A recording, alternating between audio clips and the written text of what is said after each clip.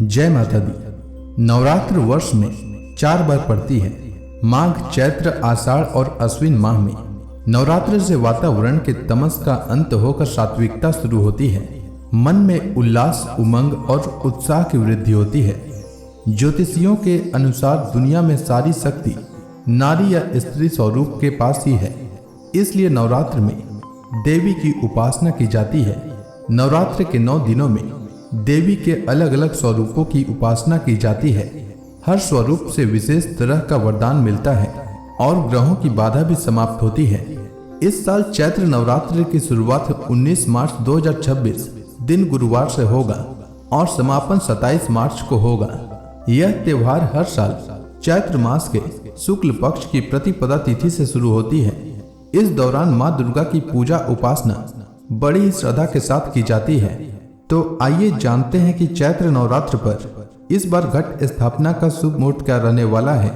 चैत्र मास की प्रतिपदा तिथि की शुरुआत इस बार 19 मार्च को सुबह 6:52 पर होगा और प्रतिपदा तिथि का समापन 20 मार्च को सुबह 4:52 पर होगा।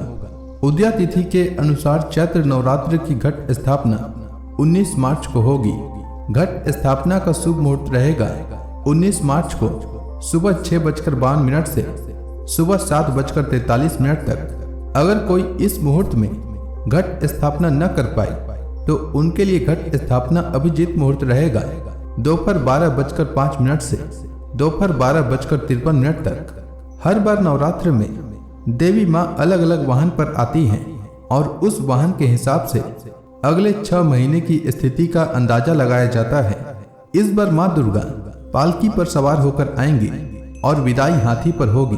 ज्योतिषियों के अनुसार पालकी पर माँ दुर्गा का आना शुभ नहीं माना जाता है। ऐसा कहा जाता है कि माँ दुर्गा जब पालकी पर आती हैं तो देश में अस्थिरता का माहौल रहता है, समाज और राजनीति में उथल पुथल रहती है। लेकिन माता का गमन हाथी पर हो रहा है, जो सुख, समृद्धि, अच्छी वर्षा का संकेत समझा जाता है। आइए जानते हैं नवरात्रि में कलश स्थापना कैसे करें। नवरात्र में जीवन के समस्त भागों और समस्याओं का नियंत्रण होता है। नवरात्र के दौरान हल्का और सात्विक भोजन करना चाहिए। नियमित खान पान में जौ और जल का प्रयोग करना चाहिए। इन दिनों में तेल, मसाला और अनाज कम से कम खाना चाहिए। कलश की स्थापना करते समय जल में सिक्का डालें, कलश पर नारियल रखें और कलश पर मिट्टी लगाकर जौ बोएं। उसके बाद कलश के निकट अखंड दीपक अवश्य जलाएं। उम्मीद है आपको चैत्र नवरात्रि से जुड़ी जानकारी अच्छी लगी होगी। अगर आपको यह वीडियो अच्छी लगी हो तो इस वीडियो को लाइक करें, साथ ही इसे अधिक से अधिक लोगों में शेयर करें। वीडियो को देखने और लाइक करने के लिए आपका धन्यवाद।